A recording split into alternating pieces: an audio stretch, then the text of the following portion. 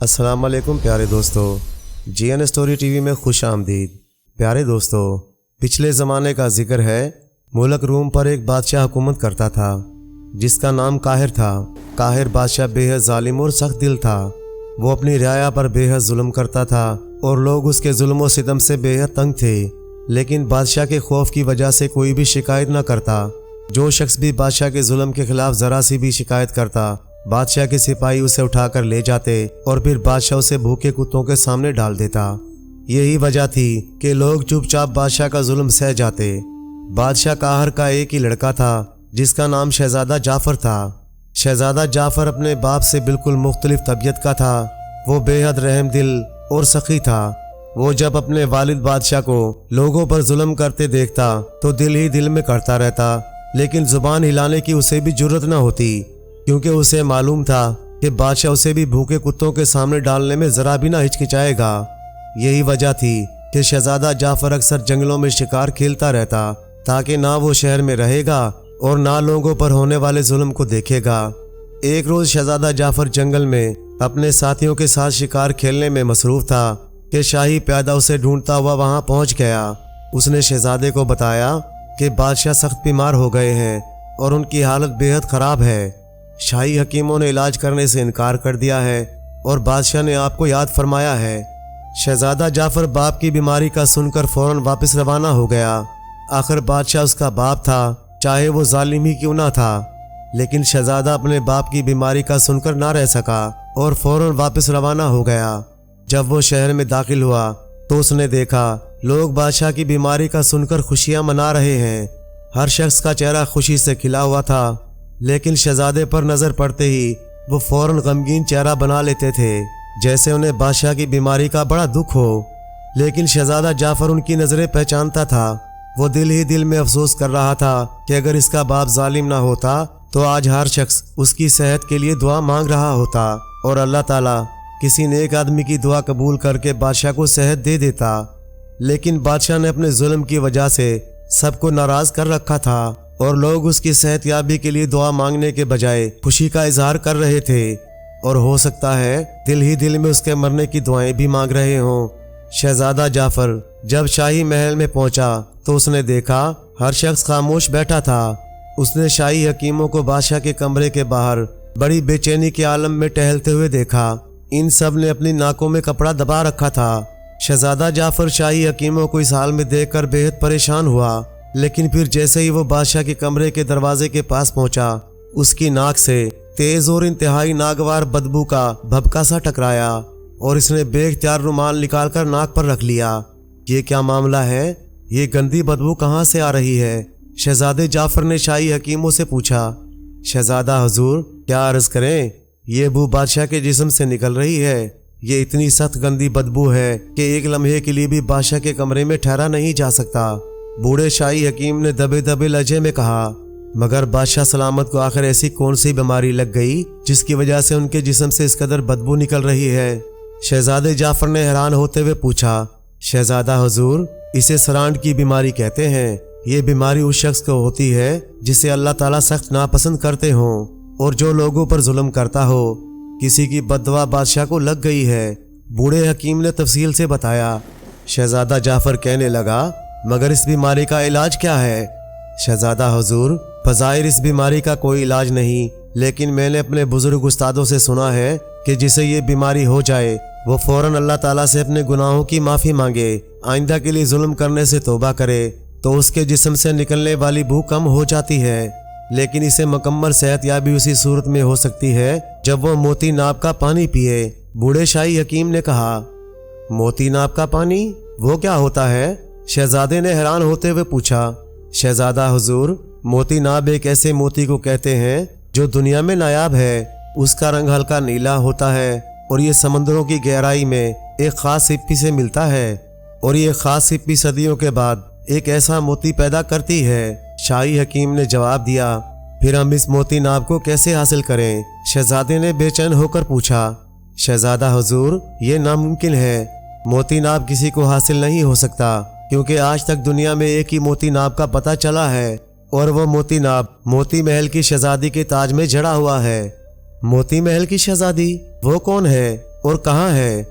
شہزادہ حضور، موتی محل پرستان کی شہزادی کا خاص محل ہے، لیکن یہ محل پرستان میں نہیں ہے، اسے دنیا کے قیمتی ترین موتیوں سے بنایا گیا ہے۔ مکمل محل موتیوں سے بنا ہوا ہے، یہ فیروزہ پہاڑی کے دامن میں واقع ہے۔ اس میں پرستان کی خوبصورت شہزادی دلربا رہتی ہے۔ شاہی حکیم نے جواب دیا، پرستان کی شہزادی دلربا؟ اگر تمہیں معلوم ہو کہ فیروز پہاڑی کہاں ہے تو ہمیں ضرور بتاؤ، ہم وہاں جا کر شہزادی سے یہ موتی مانگ لائیں گے۔ شہزادے جعفر نے بڑے جوشیلے انداز میں پوچھا، شہزادہ حضور، معافی چاہتا ہوں، موتی محل میں داخل ہونا کسی انسان کے بس کی بات نہیں۔ اس محل کی حفاظت پرستان کے سب سے ظالم دیو کرتے ہیں۔ اس کے علاوہ پرسرار کھوپڑی اور ناگ دیوتا بھی اس کے محافظ ہیں۔ شہزادی خود بھی چاہے تو آپ کو نام موتی نہیں دے سکتی، کیونکہ پرسرار کھوپڑی اور ناگ اس موتی ناب کی حفاظت کرتے ہیں۔ اس موتی ناب کو موتی محل سے باہر جانے سے روکنے کے لیے پرسرار کھوپڑی اور ناگ دونوں کو محافظ بنایا گیا ہے۔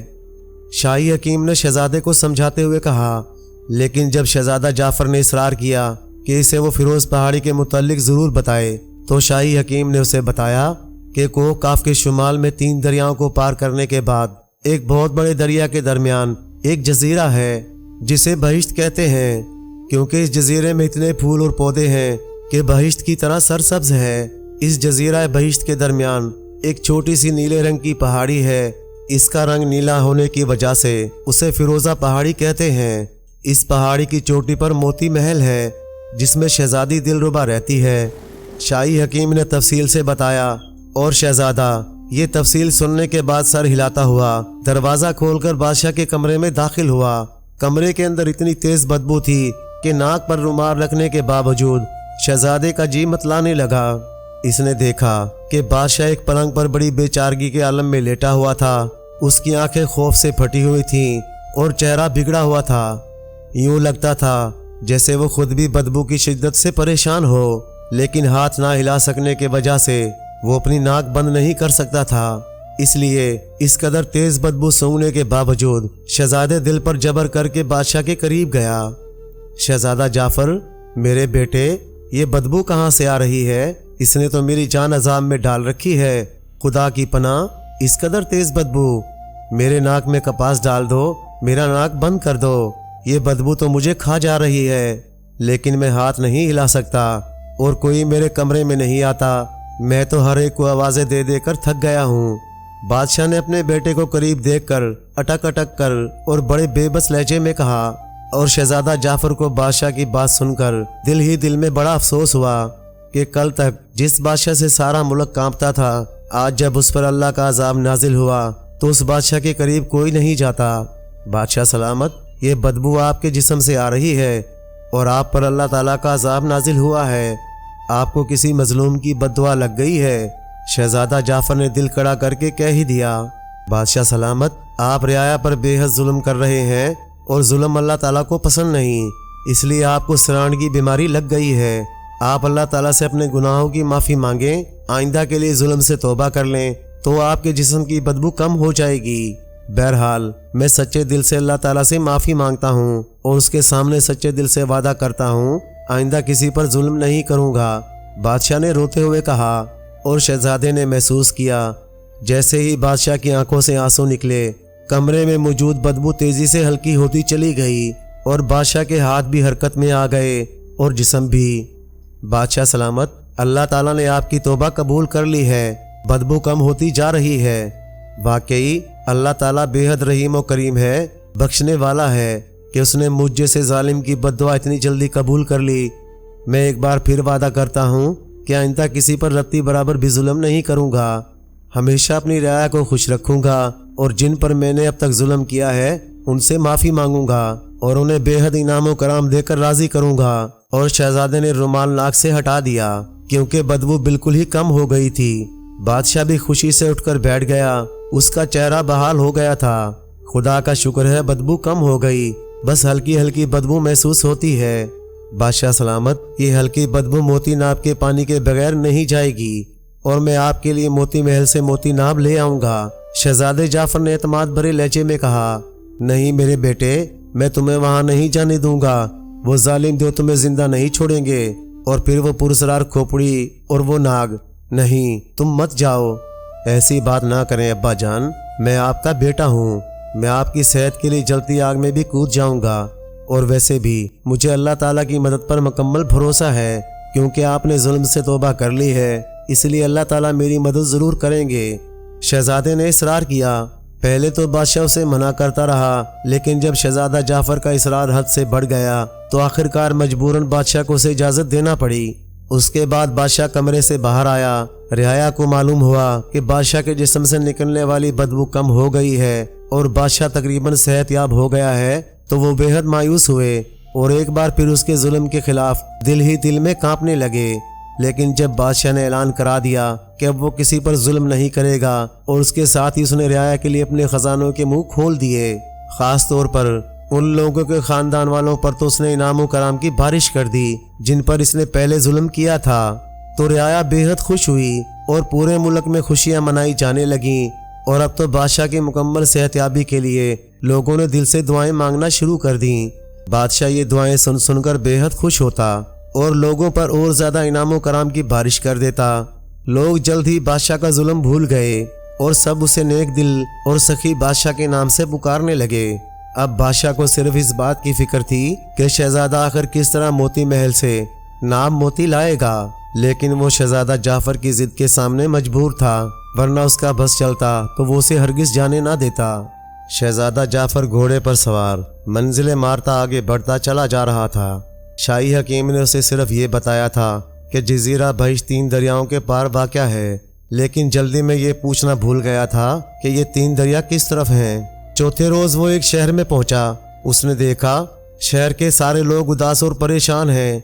हर शख्स का चेहरा लटका हुआ था और यूं लगता था जैसे वहां किसी की मौत हो गई हो। उसने अपना घोड़ा एक सराय के बाहर रोका और फिर अंदर जाकर इसने एक कमरा सराय वाले से रहने के लिए ले लिया। अपना सामान कमरे में रखने के बाद वो वापस सराय के मालिक के पास आया और पूछने लगा, क्या आप मुझे बता सकते हैं कि शहर के सारे लोग उदास क्यों हैं? शहजादे ने मुंह लटकाकर बैठे हुए सराय के मालिक से मुखातिब होकर कहा, अजनबी तुम्हें नहीं मालूम, आज रात शहर पर एक बहुत बड़ी आफत टूटने वाली है। गुज़िश्ता 5 साल से हर साल इसी रात को शहर में कोई बला आती है जिसका कद देव जितना है, लेकिन उसके 10 हाथ हैं और 5 आंखें हैं। उसके पूरे जिस्म पर कांटों की तरह खड़े हुए सख्त बाल हैं। वो शहर की 10 खूबसूरत लड़कियों को उठाकर ले जाती है। शहर के बहादुर लोगों ने इस बला का मुकाबला करना चाहा, लेकिन उस पर ना ही कोई हथियार का असर होता है और ना ही कोई दाव। शहर वालों ने उसे बहुत ढूंढा, लेकिन वो कहीं दूर दूर तक नजर नहीं आती। चुनाचा बादशाह ने आप लोगों को मरने से बचाने के लिए ये इंतजाम किया है कि हर साल उस रात को शहर की 10 खूबसूरत लड़कियों को बांधकर शहर के बड़े मैदान में बिठा दिया जाता है और फिर बला आती है और उन्हें उठाकर ले जाती है। इस तरह शहर के दूसरे लोग उसके हाथों मरने से बच जाते हैं। आज रात इस बला के आने की बारी है और बादशाह के सिपाही शहर के हर घर में जाकर खूबसूरत लड़कियों का चुनाव कर रहे हैं ताकि उन्हें बला को दिया जा सके। और मैं क्या बताऊं, आज वो मेरी बेटी हिना को भी पकड़कर ले गए हैं। वो बेचारी रो रही थी, चीख रही थी और अपने बचाव के लिए मुझे आवाजें दे रही थी, लेकिन मैं क्या कर सकता था, मजबूर था। मैं उसे ना बचा सका। अगर मैं उसे बचाने की कोशिश करता तो बादशाह के सिपाही मुझे कत्ल कर देते। इस तरह आज रात के शहर के 9 और घरों में यही रोना पीटना होगा और न जाने कब तक ऐसा होता रहेगा। सराय के मालिक ने अपनी आंखों से बहते हुए आंसू पूंछते हुए कहा, ये तो इंतहाई बुज़दिली है, इस बला का खात्मा जरूरी है। ये तो जुल्म है और मैं इस जुल्म को बर्दाश्त नहीं कर सकता। मैं इस बला का मुकाबला करूंगा। मैं देखूंगा वो किस तरह हलाक नहीं होता। शहजादे ने बड़े जोशीले अंदाज में कहा, नहीं अजनबी, ये बला तुम्हारे बस का रोग नहीं है। वो तुम्हें एक लम्हे में हलाक कर देगी। तुमने उसे देखा नहीं, इसलिए ऐसी बातें बना रहे हो। तुम जाकर सो जाओ। जो कुछ हमारी किस्मत में लिखा हुआ वही पूरा होगा। वैसे बादशाह ने ये ऐलान भी कर रखा है, जो इस बला का खात्मा करेगा वो उसे अपनी जगह बादशाह बना देगा, लेकिन कोई उसका मुकाबला ही नहीं कर सकता। सराय के मालिक ने कहा, तुम बेफिक्र रहो, मैं इस बला का मुकाबला करूंगा और अपनी बहन हिना को उसके पंजे से ज़रूर छुड़ाऊंगा। मुझे किसी बादशाहत की ज़रूरत नहीं है। मैं सिर्फ इस शहर के मासूम और बेगुनाह लड़कियों को बचाने के लिए उसका मुकाबला करूंगा। शहजादे ने तेज लहजे में कहा और फिर मुड़कर वापस अपने कमरे की तरफ चला गया।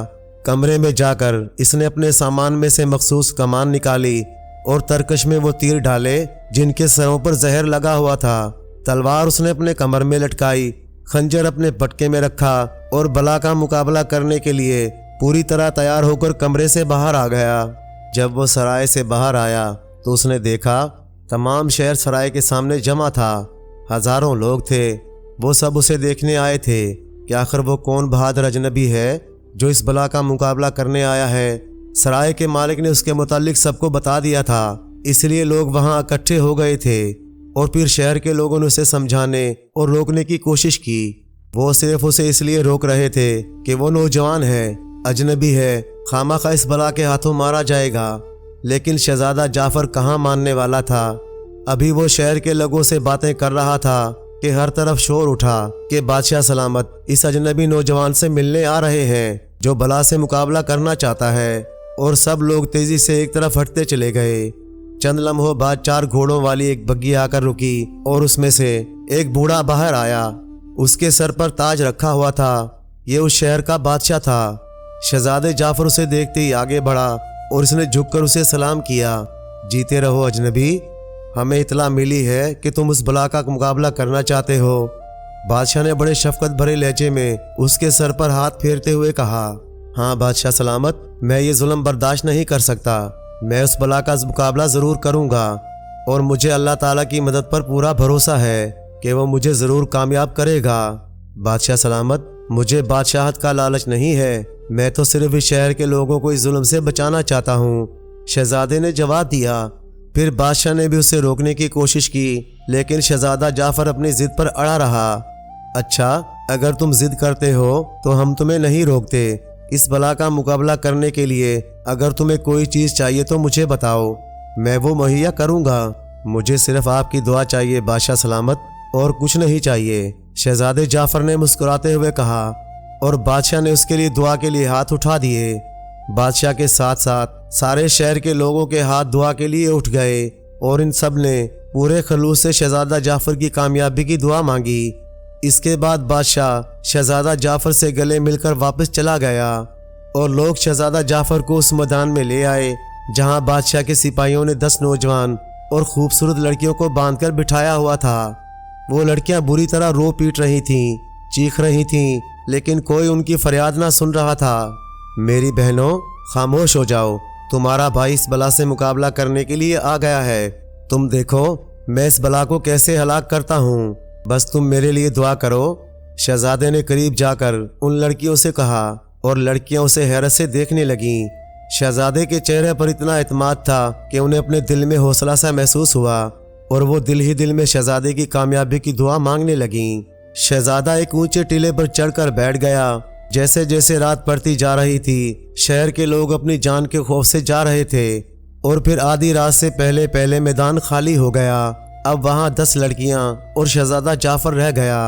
लड़कियां बार बार मुड़कर उसकी तरफ देख रही थीं, जैसे उन्हें खतरा हो कि शहजादा जाफर भी बला के आने से पहले उठकर भाग जाएगा। लेकिन शहजादा अपनी जगह पर पूरे इत्मीनान से बैठा हुआ था। मैदान की दूसरी तरफ एक पहाड़ी थी जिसमें बड़ी बड़ी गारें थीं।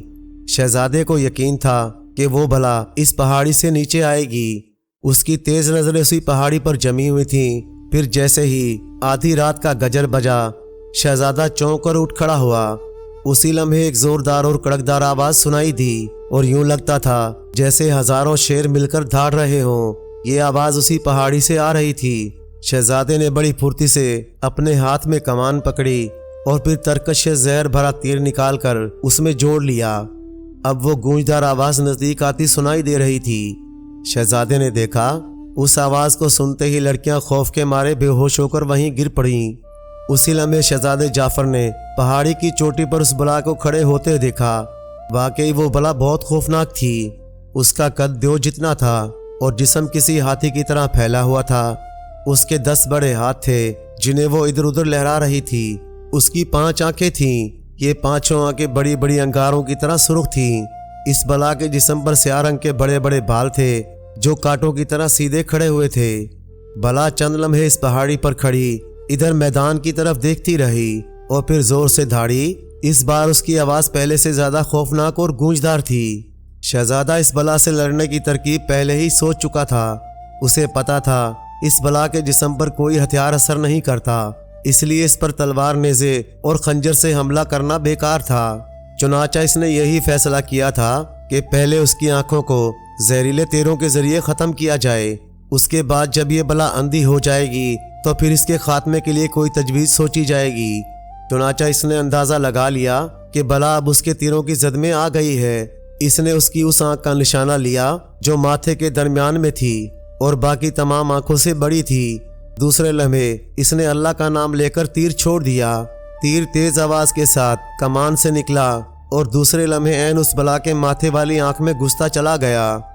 بلا کے خوفناک منہ سے دھار نکلی، وہ بری طرح اچھلنے لگی اور اس نے ہاتھ اٹھا کر اپنی آنکھ میں گھسا ہوا تیر کو باہر کھینچا۔ اسی لمحے جعفر نے دوسرا تیر چلایا اور اس کا یہ بھی تیر عین نشانے پر لگا اور بلا کی دوسری آنکھ میں گھس گیا۔ بلا کے منہ سے ایک بار پھر چنگھاڑ نکلی۔ اس بار وہ شہزادے جعفر کی جانب بھاگی، لیکن شہزادے کے ہاتھ بجلی کی تیزی کی طرح حرکت کر رہے تھے اور پھر جب تک بلا میدان پار کر کے شہزادے تک پہنچتی، شہزادے نے زہریلے تیروں سے اس کی پانچوں آنکھیں ختم کر دیں۔ اب تو بلا غصے میں اندھی ہو چکی تھی اور میدان میں ناچنے لگی۔ وہ کبھی ادھر بھاگتی کبھی ادھر، اسے کچھ نظر نہیں آ رہا تھا۔ اس کی خوفناک چنگھاڑوں سے پورا شہر لرز رہا تھا۔ میدان میں بندھی ہوئی لڑکیاں سمٹ کر ایک طرف ہو گئیں اور اب وہ ٹیلے پر کھڑا بڑی بے چینی سے بلا کی طرف دیکھ رہا تھا جو چنگھاڑتی ہوئی ادھر ادھر بھاگ رہی تھی۔ اور پھر جیسے ہی اس کا رخ ٹیلے کی طرف ہوا اور بلا نے چنگھاڑنے کے لیے منہ کھولا، شہزادے جعفر نے بڑی پھرتی سے دونوں تیر چلا دیے۔ دونوں تیر اڑتے ہوئے سیدھے بلا کے غار جیسے کھلے منہ کے اندر گھستے چلے گئے۔ بلا الٹ کر پشت کے بل زمین پر گر پڑی۔ اس کے گرنے کا اتنا زوردار دھماکہ ہوا کہ جیسے 4 منزلہ عمارت زمین پر گری ہو۔ اب بلا کے حلق سے چیخیں بھی نہ نکل رہی تھیں کیونکہ اس کے حلق میں دونوں تیر گھسے ہوئے تھے، لیکن اسی لمحے شہزادے جعفر نے چاند کی روشنی میں دیکھا کہ بلا کے ہاتھوں کے تلوے نرم تھے۔ اس نے بڑی پھرتی سے باری باری ایک ایک تیر اس کے پیروں کے تلووں میں مار دیا اور بلا ایک بار پھر چنگھاڑنے لگی۔ اب وہ زمین پر گری تڑپ رہی تھی۔ شہزادہ جعفر بھاگتا ہوا ٹیلے سے نیچے اترا۔ اس نے نیام سے اپنی تلوار کھینچی اور بھاگ کر اس بلا کے تلووں پر کاری ضربیں لگا دیں۔ تلووں کے نرم گوشت تلوار کے بھرپور وار سے کٹنے لگا۔ اب بلا زخمی تلووں کی وجہ سے اٹھ کر کھڑی بھی نہ ہو سکتی تھی اور وہ زمین پر پڑی بری طرح تڑپ رہی تھی۔ وہ بھاگتا ہوا بلا کے سر کے اوپر پہنچا اور پھر اس نے پوری قوت سے تلوار اس کے ماتھے والی آنکھ میں گھونپ دی۔ بلا کے حلق سے اتنی خوفناک چنگھاڑ نکلی کہ شہزادہ جعفر لڑک کر پیچھے گر گیا۔ بلا کے 10 کے 10 ہاتھ کانٹوں کی طرح ادھر ادھر لہرا رہے تھے جسے وہ شہزادہ جعفر کو پکڑنا چاہتے ہوں، لیکن چونکہ بلا اندھی ہو چکی تھی اس لیے وہ اسے نہیں پکڑ سکتی تھی۔ اور پھر آہستہ آہستہ اس کی چنگاڑیں مدھم ہوتی چلی گئیں اور اس کے ہاتھوں کی حرکت سست ہو گئی اور پھر تھوڑی دیر بعد بلا کا جسم ساکت ہو گیا۔ جب اس کا ڈھول جیسا سینہ پھولنا پچکنا بند ہو گیا تو شہزادے نے زور سے اللہ اکبر کا نعرہ مارا۔ بلا مر گئی ہے، اب آ جاؤ شہر کے لوگوں، دیکھو میں نے اللہ کی مدد سے بلا کا خاتمہ کر دیا۔ شہزادے نے چیخ چیخ کر کہنا شروع کر دیا اور پھر سب لوگ اس کی آواز سن کر دوڑتے دوڑتے گھروں سے نکل کر میدان میں آ گئے۔ اور جب انہوں نے میدان میں بلا کی لاش دیکھی تو وہ سب بے اختیار خوشی سے ناچنے لگ گئے۔ دیکھتے دیکھتے سارا شہر وہاں اکٹھا ہو گیا اور پھر انہوں نے شہزادے کو کندھوں پر اٹھا لیا اور جن کی بیٹیاں میدان میں موجود تھیں وہ بے اختیار روتے ہوئے اپنی بیٹیوں سے لپٹ گئے اور پھر ان کے جسم رسیوں سے آزاد کر دیے گئے۔ وہ سب لڑکیاں خوشی کے مارے آ کر شہزادے سے لپٹ گئیں۔ شہزادے نے ان کے سروں پر ہاتھ پھیرے اور انہیں گھر جانے کے لیے کہا۔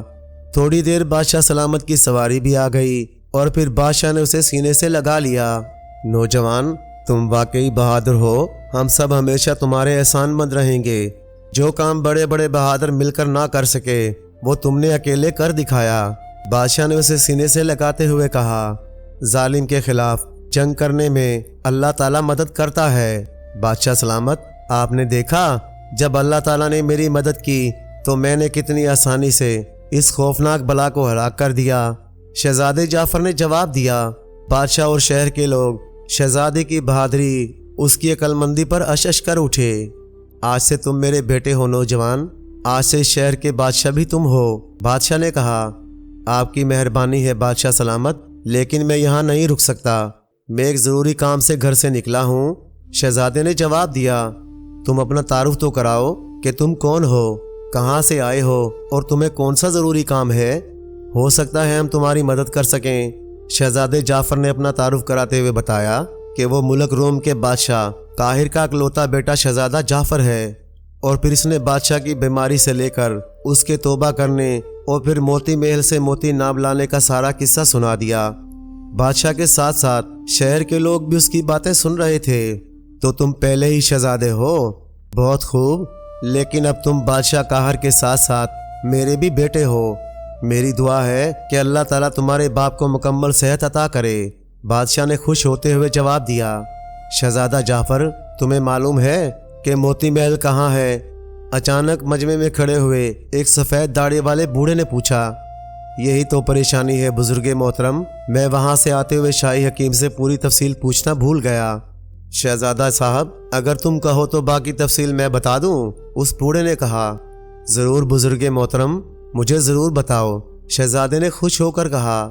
سنو بزرگ محترم، تم اور شہزادہ جعفر میرے ساتھ شاہی محل میں چلو، وہاں آرام سے بیٹھ کر باتیں کریں گے۔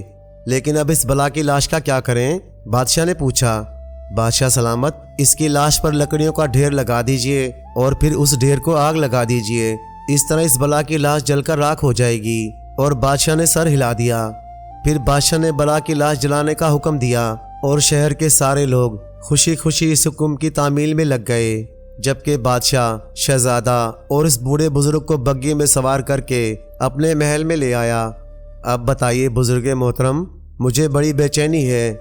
شہزادے نے بادشاہ کے خاص کمرے میں ایک آرام دہ کرسی پر بیٹھتے ہوئے پوچھا۔ بادشاہ اپنی مخصوص کرسی پر اور بوڑھے کو سامنے والی کرسی پر بٹھایا گیا۔ شہزادہ حضور، اس شہر سے آپ شمال کی طرف بڑھتے جائیں، 4 منزلوں کے بعد ایک دریا آئے گا جس پر پل موجود ہے، اسے پار کر کے آپ 4 منزلیں آگے بڑھیں گے تو ایک اور دریا آئے گا، اس پر بھی ایک پل موجود ہے، وہاں سے 4 منزلوں کے فاصلے پر تیسرا دریا آئے گا جس پر پل موجود نہیں ہے، لیکن یہ دریا گہرا نہیں ہے، آپ بڑی آسانی سے گھوڑے پر سوار ہو کر اسے پار کر لیں گے۔ اس کے بعد جب آپ 4 منزل آگے بڑھیں گے تو ایک خوفناک جنگل آئے گا، اس جنگل کو پار کرنے کے بعد آپ ایک بہت بڑے دریا کے کنارے پہنچ جائیں گے۔ اس دریا کے عین درمیان میں جزیرہ بہشت موجود ہے جہاں وہ موتی محل ہے۔ بزرگ نے اسے راستہ بتاتے ہوئے کہا۔ بہت شکریہ بزرگ محترم، آپ نے مجھے راستہ بتا دیا ہے، اب میں آسانی سے وہاں پہنچ جاؤں گا۔ شہزادے نے خوش ہوتے ہوئے کہا۔ شہزادہ حضور، آپ نے ہم سب شہر والوں پر بہت بڑا احسان کیا ہے، اس لیے میں آپ کو ایک ایسا تحفہ دینا چاہتا ہوں جو آپ کے یقیناً کام آئے گا۔ اور بوڑھے بزرگ نے اپنی صدری کی جیب سے ایک تانبے کی بنی ہوئی انگوٹھی نکال کر شہزادے کی طرف بڑھا دی۔ شہزادہ حضور، آپ اس انگوٹھی کو اپنی انگلی میں پہن لیجئے، یہ بڑے کام کی انگوٹھی ہے۔ جب آپ اس شہر سے نکلیں تو آپ انگوٹھی کو ایک بار اپنے لبوں سے لگائیں اور پھر اسے حکم دیں کہ آپ کو جزیرہ بہشت پہنچا دے۔ اس کے ساتھ ہی آپ آنکھیں بند کر لیں، چند لمحوں بعد ہی آپ جزیرہ بہشت پہنچ جائیں گے۔ اسی طرح آپ واپسی بھی آسانی سے جا سکتے ہیں۔ اس کا دوسرا فائدہ یہ ہے کہ آپ جب تک اسے انگلی میں پہنے رہیں گے آپ کے جسم میں اتنی طاقت آ جائے گی آپ بڑے بڑے دیووں سے لڑ سکیں گے۔ اور تیسری بات یہ ہے جب تک یہ انگوٹھی آپ کی انگلی میں رہے گی آپ پر کسی قسم کا بھی ہتھیار اثر نہیں کرے گا۔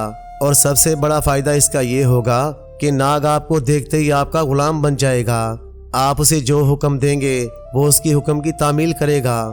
یہ انگوٹھی میرے پاس امانت تھی اور مجھے یہی حکم تھا میں اسے کسی ایسے آدمی تک پہنچا دوں جو ان صفات کا مالک ہو۔ بوڑھے نے مسکراتے ہوئے جواب دیا۔ بادشاہ بھی بوڑھے کے اس تحفے سے بہت خوش ہوا اور اس نے نہ صرف بوڑھے کا شکریہ ادا کیا بلکہ اسے انعام و کرام سے بھی نواز دیا۔ بوڑھا انعام و کرام لے کر دعائیں دیتا ہوا شاہی محل سے رخصت ہو گیا۔ شہزادہ جعفر بزرگ محترم کی دی ہوئی انگوٹھی پہن کر اور بادشاہ سے اجازت لے کر جب شہر سے باہر آیا تو اچانک ایک بوڑھی سی عورت ایک مکان کی آڑ سے نکل کر اس کی طرف بڑھی۔ بیٹے میری بات سن کر جاؤ، اس بوڑھی نے شہزادے کو آواز دیتے ہوئے کہا، اور شہزادہ اس کی آواز سن کر رک گیا۔ کیا بات ہے اماں؟ شہزادہ اس کے قریب جاتے ہوئے بڑے نرم لہجے میں پوچھا، بیٹے، رات تم نے بلا کا خاتمہ کر کے میری اکلوتی بیٹی کی جان بچائی ہے۔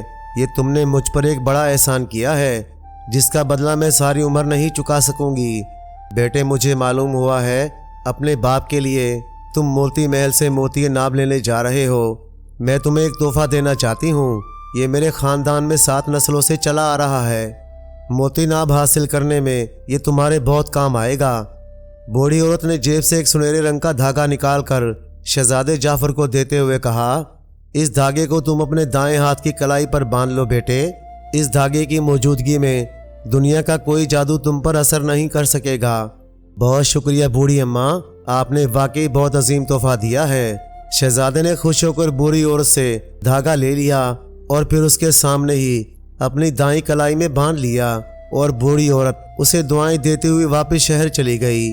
شہزادے نے دل ہی دل میں خدا کا شکر ادا کیا کہ نہ صرف اسے موتی کے محل کا راستہ معلوم ہو گیا تھا بلکہ انگوٹھی اور دھاگے کی صورت میں اسے ایسی چیزیں بھی مل گئی تھیں جو ویسے اسے کسی صورت میں نہ مل سکتی تھیں۔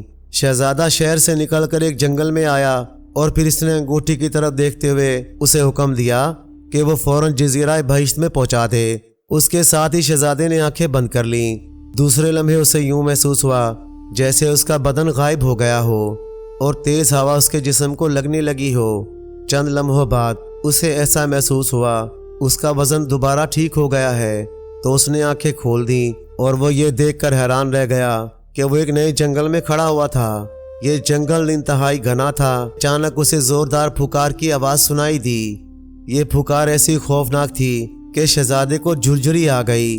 ابھی وہ سوچ رہا تھا کہ اچانک درخت پر سے ایک بہت بڑا اژدہا اس کے سامنے آ گرا اور دوسرے لمحے اس نے اپنا غار جیسا منہ کھول کر شہزادے جعفر کو کھانے کے لیے لپکا۔ شہزادہ ایک دم پیچھے ہٹ گیا۔ اس نے بڑی پھرتی سے تلوار کھینچی، اس پر وار کرنا شروع کر دیا، لیکن اژدہا بے حد پھرتیلا اور تیز تھا۔ اس نے بڑی خوبصورتی سے تلوار کا داؤ بچایا اور شہزادے پر بڑی مہارت سے دوبارہ حملہ کیا، لیکن شہزادہ بھی اب پوری طرح سنبھل چکا تھا۔ اس نے بڑی پھرتی سے صرف اپنے آپ کو اس سے بچایا بلکہ اس پر مسلسل حملے بھی شروع کر دیے۔ اس نے پھرتی سے تلوار اس کی گردن پر ماری اور پھر شہزادہ یہ دیکھ کر حیران رہ گیا، اتنے بڑے اژدہے کی گردن ایک ہی بار میں یوں اڑ کر ایک طرف جا گری جیسے صابن سے تار کٹ جاتی ہے۔ اژدہے کو ختم کرنے کے بعد شہزادے نے میان میں تلوار ڈالی کہ اچانک فضا میں ایک انسانی کھوپڑی کو لہراتے ہوئے دیکھا۔ انسانی کھوپڑی کی آنکھوں سے آگ کے شعلے نکل رہے تھے اور وہ درختوں کے درمیان چکراتی ہوئی بجلی کی طرح تیزی سے نیچے اتری اور شہزادے کے سامنے آ کر زمین پر ٹک گئی۔ شعلے اور زیادہ بلند ہو گئے۔ شہزادہ جعفر بڑی حیرت سے اس کھوپڑی کو دیکھ رہا تھا۔ آدم زاد، تم یہاں کیوں آئے ہو؟ کھوپڑی میں سے ایک سخت آواز سے نکلی۔ میں موتی محل جانا چاہتا ہوں، شہزادے نے جواب دیا۔ تم نے اس جنگل کے محافظ اژدہا کو قتل کر دیا ہے، اس لیے مجھے خود آنا پڑا۔ تم موتی محل میں کیوں جانا چاہتے ہو؟ میں شہزادی دلربا کے نام اس کے باپ کا پیغام لے کر آیا ہوں۔ لیکن یہ پیغام تو وہ کسی دیو کے ذریعے بھی بھجوا سکتا تھا، کھوپڑی نے کہا۔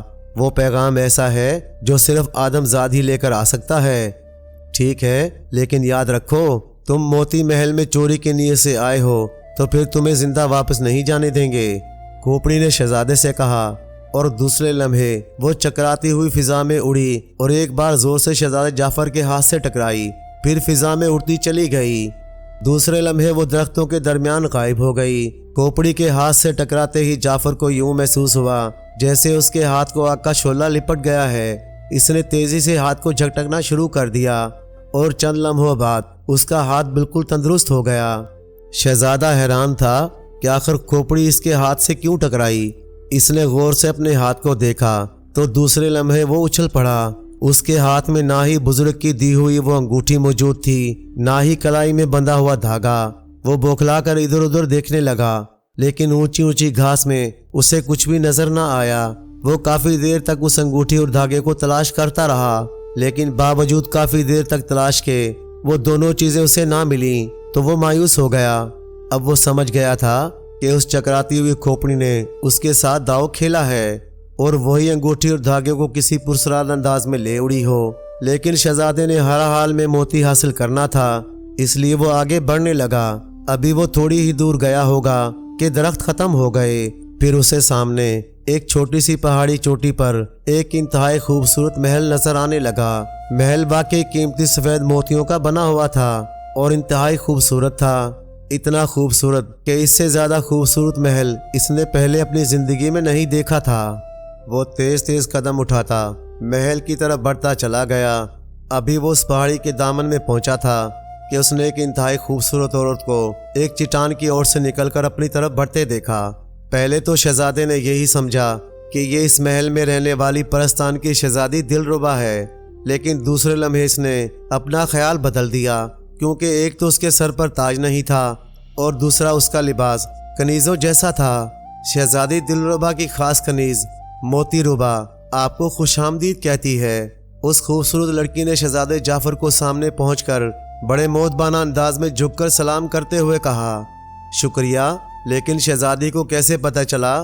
پرسرار کھوپڑی نے شہزادی کو بتایا ہے کوئی آدم زاد ان کے والد کا مخصوص پیغام لے کر آ رہا ہے، اس لیے شہزادی نے مجھے آپ کے استقبال کے لیے بھیجا ہے اور میں محل کے محافظ دیوں کو آپ کے سامنے آنے سے منع کر دیا ہے، ورنہ آپ یہاں تک زندہ نہیں پہنچ سکتے تھے۔ کنیز نے کہا، اچھا، ہم شہزادی کا شکریہ ادا کرتے ہیں۔ شہزادے نے مسکرا کر کہا، آئیے میرے ساتھ، شہزادی حضور آپ کی منتظر ہیں۔ اور پھر وہ شہزادہ جعفر کو لیے موتی محل کی طرف بڑھتی چلی گئی۔ موتی محل کا دروازہ ان کے پہنچنے پر خود بخود کھل گیا اور وہ دونوں اندر داخل ہوئے۔ شہزادے نے دیکھا محل اندر سے بے پناہ خوبصورت تھا۔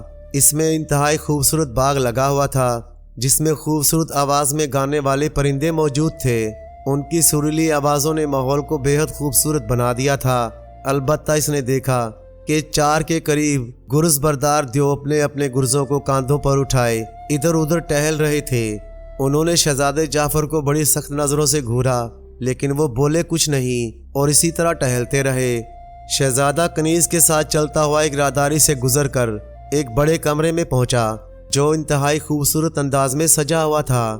سامنے ایک خوبصورت تخت پر ایک انتہائی خوبصورت پری بیٹھی ہوئی تھی۔ اس کے سر پر قسم قسم کے موتیوں کا تاج تھا، جس کے درمیان میں نیلے رنگ کا ایک بڑا سا موتی چمک رہا تھا جس کی شکل بیضوی تھی۔ اس کی چمک باقی تمام موتیوں سے کہیں زیادہ تیز تھی، یوں لگتا تھا جیسے ستاروں کے درمیان چاند چمک رہا ہو۔ شہزادہ سمجھ گیا کہ یہی پرستان کی شہزادی دلربا ہے۔ ملک روم کا شہزادہ جعفر پرستان کی شہزادی دلربا کے حضور سلام عرض کرتا ہے۔ شہزادے نے شہزادی کے سامنے بڑے ادب سے جھکتے ہوئے کہا۔ شہزادی اسے غور سے دیکھ رہی تھی اور شہزادے نے محسوس کیا تھا کہ اس کی آنکھوں میں پسندیدگی کے آثار موجود تھے، لیکن شہزادے کی بات سن کر وہ بری طرح چونک پڑی۔ ملک روم کا شہزادہ؟ مگر ہمیں تو بتایا گیا تھا کہ ہمارے والد کا پیغام آیا ہے۔ شہزادی نے حیرت بھرے لہجے میں پوچھا۔ شہزادی حضور، ہم آپ کے خطاوار ہیں، آپ تک پہنچنے کے لیے ہمیں یہی بہانہ بنانا پڑا۔ اب آپ کی مرضی، ہمیں معاف کر دیں یا سزا دے دیں، ہم ہر قسم کی سزا بھگتنے کے لیے تیار ہیں۔ اچھا، تم نے خود اپنی غلطی کا اعتراف کر لیا ہے، اس لیے ہم تمہیں معاف کرتے ہیں، اور ہم اپنے مہمان کو سزا نہیں دیا کرتے، لیکن ہم یہ بات جاننے کی خواہش مند ہیں کہ ملک روم کا شہزادہ یہاں کیوں آیا ہے؟ شہزادی دلربا نے مسکراتے ہوئے پوچھا۔ اگر ہمیں بیٹھنے کی اجازت دی جائے تو ہم عرض کریں۔ شہزادے نے جواب دیا، آپ کو اجازت ہے؟ شہزادی نے مسکراتے ہوئے کہا اور شہزادہ سلام کرتے ہوئے قریب پڑی ہوئی ایک خوبصورت کرسی پر بیٹھ گیا۔ مہمان کو پرستان کا خاص شربت پیش کیا جائے، شہزادی دلربا نے قریب کھڑی کنیز سے مخاطب ہو کر کہا، اور کنیز سر ہلاتی ہوئی تیزی سے کمرے سے باہر نکل گئی۔ شہزادی حضور، سب سے پہلے تو اتنے خوبصورت محل، اتنے خوبصورت باغ کی مبارکباد قبول کیجیے، اور ہم یہ بھی عرض کرنے پر مجبور ہیں کہ ان سے زیادہ خوبصورت آپ خود ہیں۔ یقین کیجیے، آپ سے زیادہ خوبصورت شہزادی ہم نے دنیا میں کہیں نہیں دیکھی۔ تعریف کا شکریہ، ویسے ہمارا انسانوں میں جانے کا کبھی اتفاق نہیں ہوا، لیکن آپ کو دیکھنے کے بعد ہمیں یہ یقین ہو گیا ہے کہ آدم ذات بھی بے پناہ خوبصورت ہوتے ہیں۔ شہزادی دلربا نے مسکراتے ہوئے کہا، شکریہ شہزادی، ویسے ہم انسان ظاہری خوبصورتی سے زیادہ دلی خوبصورتی کو زیادہ پسند کرتے ہیں، یعنی اوصاف کی خوبصورتی۔ اگر آدمی ظاہراً خوبصورت ہے لیکن وہ دوسروں کو ستاتا ہے تو وہ ہماری نظر میں وہ شخص خوبصورت کہلانے کا حقدار نہیں ہو سکتا۔ واقعی تم نے بہت اچھی بات کی ہے شہزادے، ہم تم سے متفق ہیں، اور یقین کرو ہمیں دوسروں کے کام آتے ہمیشہ خوشی ہوتی ہے۔ شہزادی دلربا نے فوراً ہی جواب دیا۔ اسی لمحے کنیز خوبصورت پلیٹ میں شربت کا گلاس لا کر شہزادے کے سامنے پیش کر دیا۔ شہزادے نے سلام کر کے وہ گلاس اٹھایا اور پھر آہستہ آہستہ شربت پینے لگا۔ شربت اتنا خوش ذائقہ تھا کہ شہزادے کی طبیعت خوش ہو گئی۔ اس نے شربت ختم کر کے ایک بار پھر شہزادی کا شکریہ ادا کیا اور گلاس واپس کنیز کو دے دیا۔ شہزادی حضور، میرا باپ ملک روم کا بادشاہ ہے۔ وہ بے حد ظالم بادشاہ تھا، پوری رعایا اس سے تنگ تھی، میں خود اس سے نفرت کرتا تھا۔ اسے ایک ایسی بیماری نے جکڑ لیا کہ وہ بے بس ہو گیا۔ اس کے جسم سے سخت بدبو آنے لگی، لیکن شاہی حکیم نے بتایا کہ مکمل آرام اسی صورت میں آ سکتا ہے کہ بادشاہ کو موتی ناب کا پانی پلایا جائے، اور موتی ناب آپ کے تاج میں ہے، میں وہی موتی ناب لینے آیا ہوں۔ شہزادے نے پوری کہانی بیان کر دی۔ اس نے دیکھا موتی ناب کا ذکر کرتے ہی شہزادی دلربا کے چہرے پر پریشانی کے آثار نمایاں ہو گئے۔ ہم بڑی خوشی سے موتی ناب تمہیں دے دیتے، لیکن ہمیں افسوس ہے شہزادہ، تمہیں ناکام واپس جانا پڑے گا۔ شہزادی دلربا نے سنجیدہ لہجے میں کہا۔ کیوں شہزادی؟ جب تم اتنی اچھی ہو کہ تمہیں دوسروں کی مدد کر کے خوشی ہوتی ہے تو پھر مجھے ناکام کیوں جانا پڑے گا؟ اس لیے کہ موتی ناب اس محل سے باہر نہیں جا سکتا، اور اس کے پانی کو اگر زیادہ دیر ہو جائے تو وہ زہر بن جاتا ہے۔ شہزادی نے جواب دیا۔ دیکھو شہزادی، اگر تو یہ تمہاری مرضی ہے کہ موتی ناب محل سے باہر نہ جائے تو پھر اور بات ہے، اگر اس میں کوئی اور خاص بات ہے تو پھر مجھے بتاؤ، شہزادے نے پوچھا۔ شہزادے، مجھے موتی ناب کے باہر جانے پر کوئی اعتراض نہیں، لیکن اس میں دو رکاوٹیں ہیں۔ ایک تو یہ کہ موتی ناب کی حفاظت کے لیے پرسرار کھوپڑی اور ناگ موجود ہیں۔ جیسے ہی موتی ناب موتی محل سے باہر جائے گا، وہ دونوں ایک لمحے میں تمہیں ہلاک کر دیں گے۔ اور دوسری بات یہ، اگر موتی ناب اس محل سے باہر چلا گیا تو میں مر جاؤں گی۔ شہزادی نے جواب دیا۔ تم کیسے مر جاؤ گی؟ کیا مطلب؟ کیا تمہاری جان اس موتی ناب میں ہے؟ شہزادے نے بکھلا کر پوچھا۔ ارے نہیں، ہماری جانیں دیووں کی طرح دوسری چیزوں میں نہیں ہوتی۔ دراصل میں ایک بار سخت بیمار ہو گئی تھی اور میرے بچ جانے کا کوئی امکان نہ تھا کہ میرے والد نے ایک بزرگ سے دعا کے لیے کہا۔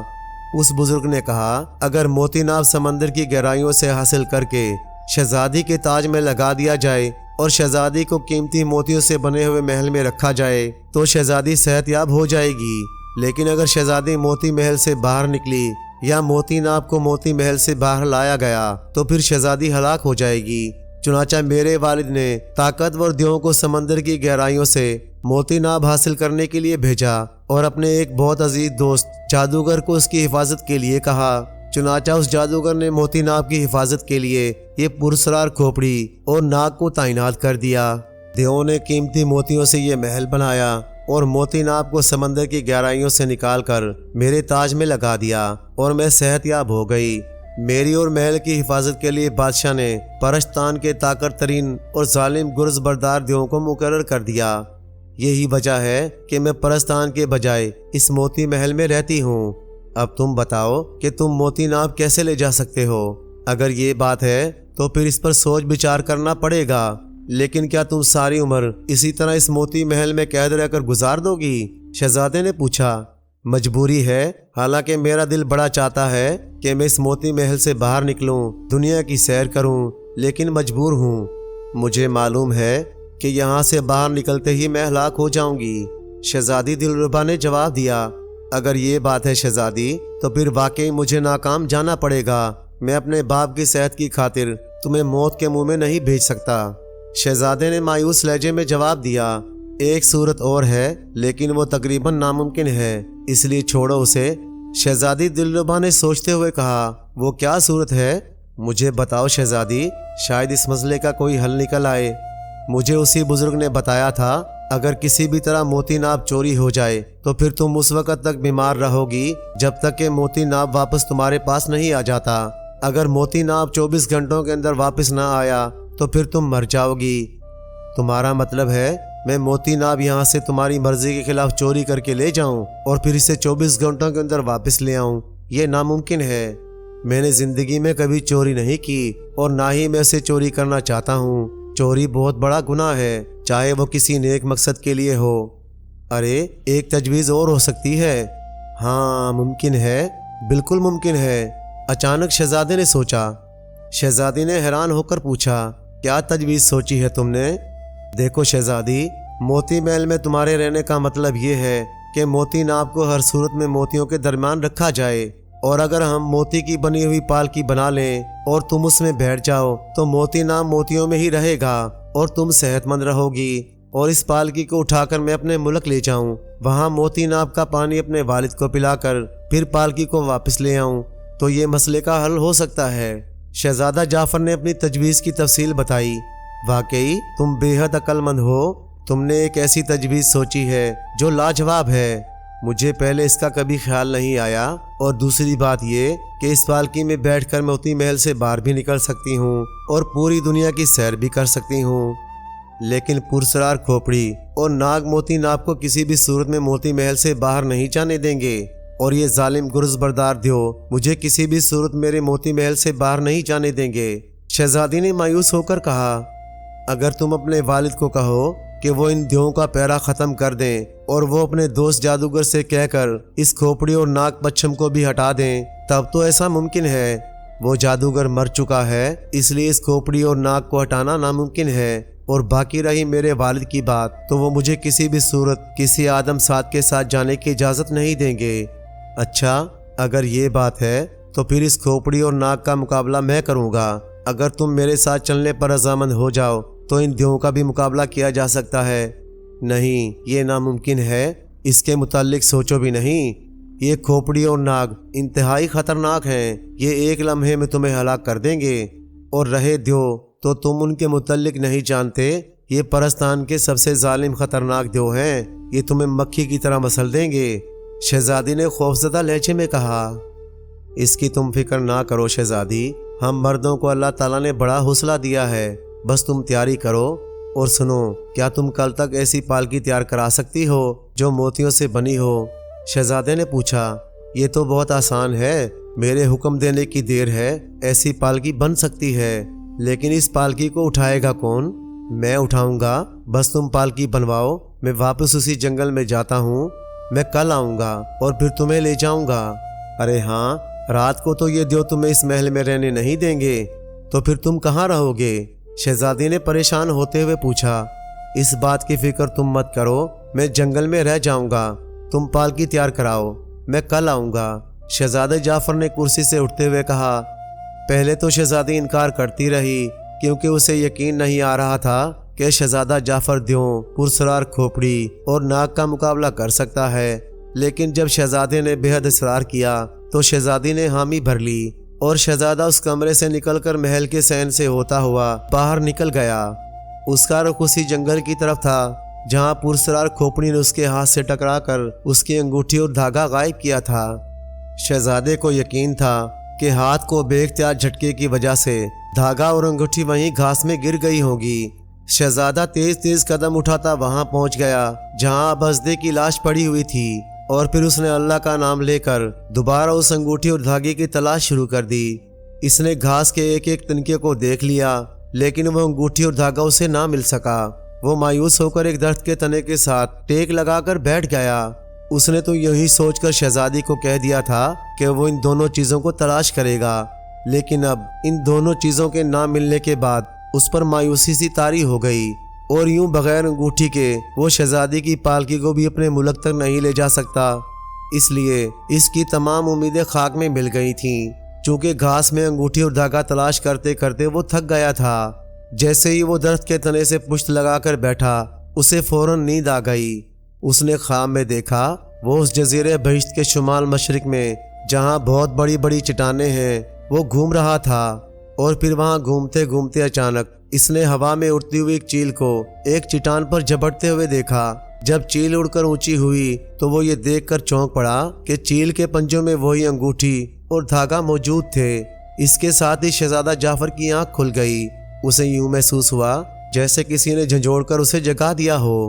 وہ آنکھیں ملتا ہوا ادھر ادھر دیکھنے لگا، لیکن وہاں اس کے علاوہ کوئی اور موجود نہ تھا۔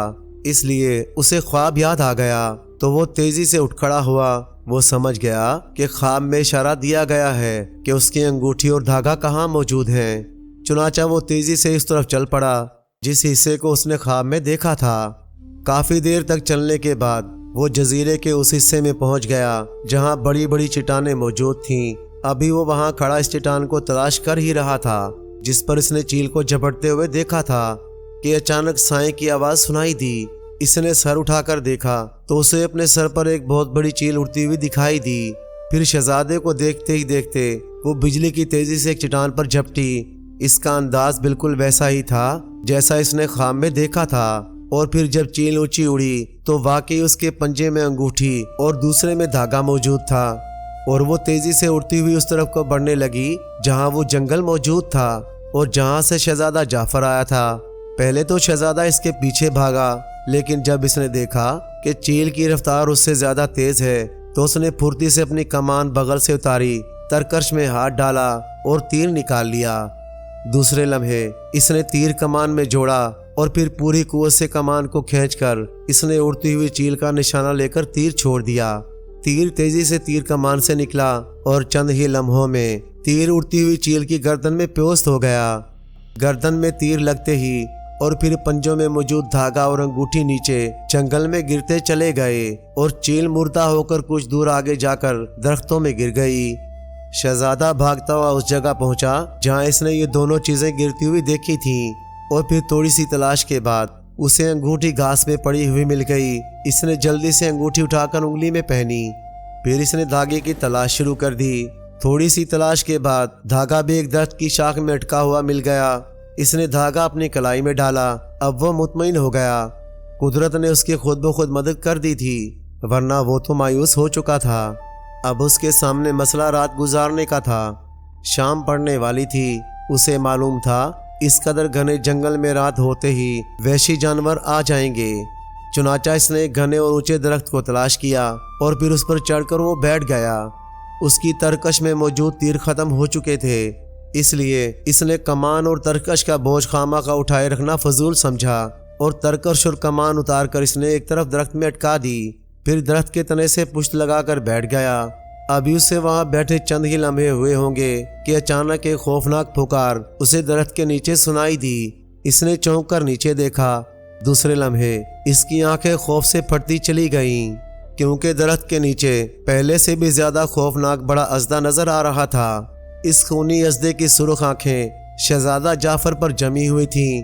وہ چند لمحے شہزادہ جعفر کو دیکھتا رہا، پھر وہ تیزی سے درخت کے تنے پر چڑھنے لگا۔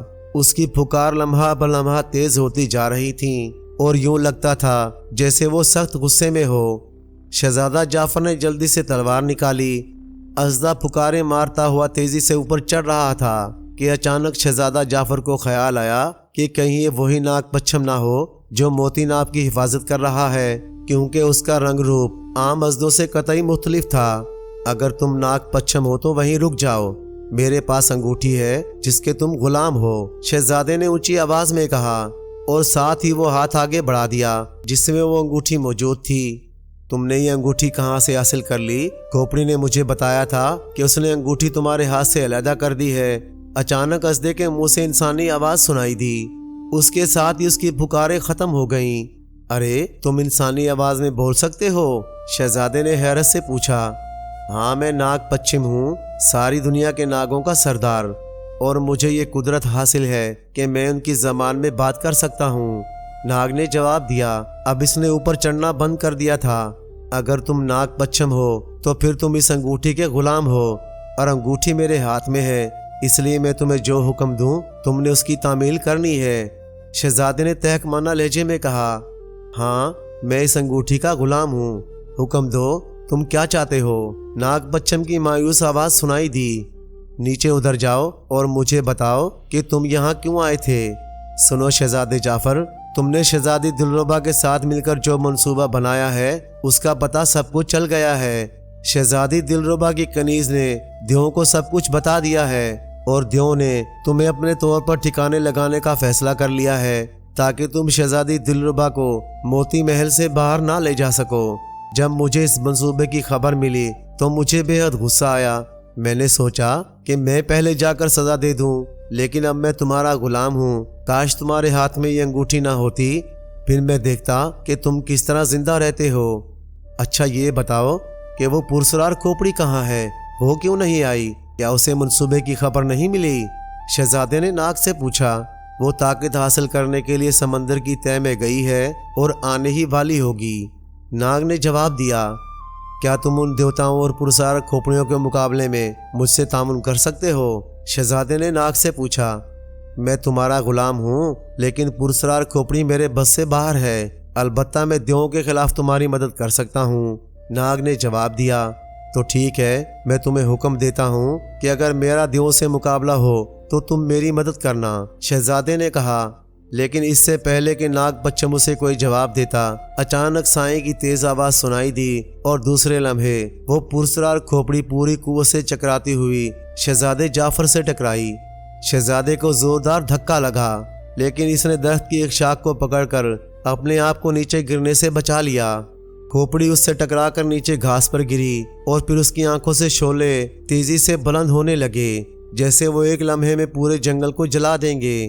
ابھی شہزادہ سنبھل ہی رہا تھا کہ اچانک درخت کی اوپر والی شاخ سے کوئی زور سے کودا۔ اس بار شہزادے کو اتنے زور کا دھکا لگا وہ منہ کے بل درخت کی شاخ سے نیچے گھاس پر آ گرا۔ اسی لمحے درخت کی اوٹ سے دو دیو نکلے۔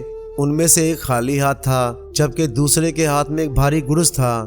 جیسے ہی شہزادہ جعفر نیچے گرا، خالی ہاتھ والے دیو نے خوفناک انداز میں چیختے ہوئے جھک کر شہزادہ جعفر کو گردن سے پکڑا اور اسے یوں اٹھا لیا جیسے بچے کسی کھلونے کو اٹھاتے ہیں، اور دوسرے دیو نے غصے میں چیختے ہوئے اپنا گرز اس کی پشت پر مارنے کے لیے اٹھایا۔ اسی لمحے تیسرا گرز بردار دیو اس شاخ پر کودا جس پر چند لمحے قبل جعفر بیٹھا ہوا تھا، اور شاید اس نے شہزادے کو دھکا دیا تھا۔ ٹھہرو، مت مارو اسے۔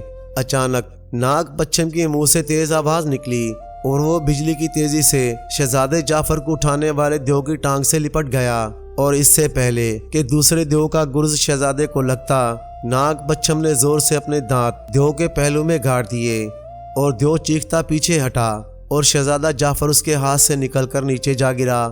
اسی لمحے دوسرے دیو کا گرز حرکت میں آیا اور پھر گرز پوری قوت سے خالی ہاتھ والے دیو کے سینے پر پڑا۔ ایک زوردار دھماکہ ہوا، اس کے ساتھ ہی اس دیو کے حلق سے چیخ نکلی اور وہ دھڑام سے پشت کے بل زمین پر جا گرا اور تڑپنے لگا۔ گرز مارنے والا دیو چند لمحے حیرت سے بت بنا کھڑا رہا۔ اس کے تصور میں بھی ایسا نہ تھا کہ ایسا بھی ہو سکتا ہے، اور اس واقعے سے شہزادہ جعفر نے فائدہ اٹھایا۔ اس نے پوری قوت سے اچھل کر ہاتھ میں پکڑی ہوئی تلوار گرز بردار دیو کے پہلو میں ماری۔ عام حالات میں تو شاید اس کی تلوار اس کے لمبے تڑنگے پہاڑ جیسے دیو کو معمولی سا زخم ڈال سکتی تھی، لیکن انگوٹھی کی وجہ سے اس میں ایسی طاقت آ گئی تھی کہ تلوار نے اس دیو کے جسم کو آدھے سے زیادہ کاٹ ڈالا اور دو چیختا ہوا زمین پر گرا۔ اس کے بعد تیسرے دیو نے پوری قوت سے اپنا گرز شہزادے جعفر کو مارنا چاہا، مگر شہزادہ تیزی سے اچھل کر ایک طرف ہو گیا۔ اس کے ساتھ ہی اس نے گھما کر لات دیو کی پنڈلی پر ماری اور یہ دیو بھی چیختا ہوا ایک طرف جا گرا۔ گرز اس کے ہاتھ سے چھوٹ کر دوسری طرف جا گرا۔ شہزادے نے تیزی سے تلوار کا وار کرنا چاہا، لیکن اسی لمحے ایک طرف پڑی ہوئی پرسرار کھوپڑی اپنی جگہ سے اڑی اور پوری قوت سے شہزادہ جعفر کے ہاتھ سے ٹکرائی، جس میں شہزادے نے تلوار پکڑ رکھی تھی، اور شہزادہ جعفر کے ہاتھ سے تلوار نکل کر دور جا گری۔ مگر شہزادے نے بڑی پھرتی سے دوسرے دیو کے ہاتھ سے نکلا ہوا گرز اٹھا لیا جو اس کے قریب ہی پڑا تھا۔ پھر اس نے پوری قوت سے گھما کر وہ گرز زمین پر بیٹھی ہوئی کھوپڑی پر مار دی۔ دوسرے ہی لمحے ایک خوفناک دھماکہ ہوا اور کھوپڑی کے پرزے زمین پر بکھرتے چلے گئے۔ ٹھیک ہے، اسے اس گرز سے ہی ختم کیا جا سکتا تھا۔ ناگ پچھم کی آواز سنائی دی۔ تینوں دیو مر چکے تھے، کھوپڑی بھی ختم ہو چکی تھی، صرف ناگ پچھم زندہ تھا اور وہ اس کا غلام تھا۔ اگر تمہارے ہاتھ میں یہ دھاگا نہ ہوتا تو ایک لمحہ بھی تم زندہ نہیں رہتے۔ شہزادے، اس کی وجہ سے پرسرار کھوپڑی کا جادو تم پر نہ چل سکا اور وہ صرف دھکے ہی دیتی رہی۔ ناگ پچھم کی آواز سنائی دی۔